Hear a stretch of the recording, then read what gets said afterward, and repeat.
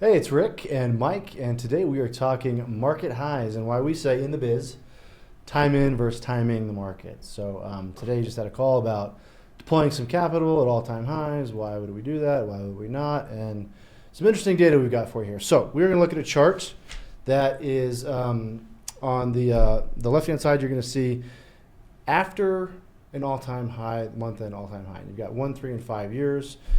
You can see that it really doesn't matter. So you're looking at a pretty wide scope of time there.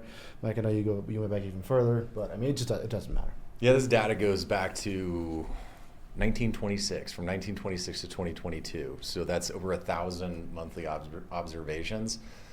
The surprising thing to me about this is that 30% of these observations were new all-time highs.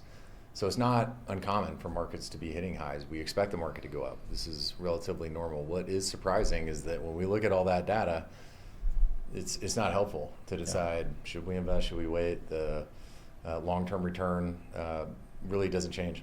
So Mike, looking at the CAPE ratio, why shouldn't I? That was another question that we got from a client. The CAPE ratio, Cape-Shiller PE ratio to be specific, looks at, is the market overvalued, is it undervalued? And relative to history, it is above what its average price has been. So from a timing mechanism, this does not provide any help at all. In fact, if you go back to the time that in this period that the market's been overvalued above its average dates back to July of 2009. If you had held off on investing because the market was overvalued, you would have missed out on an 800% return from the market.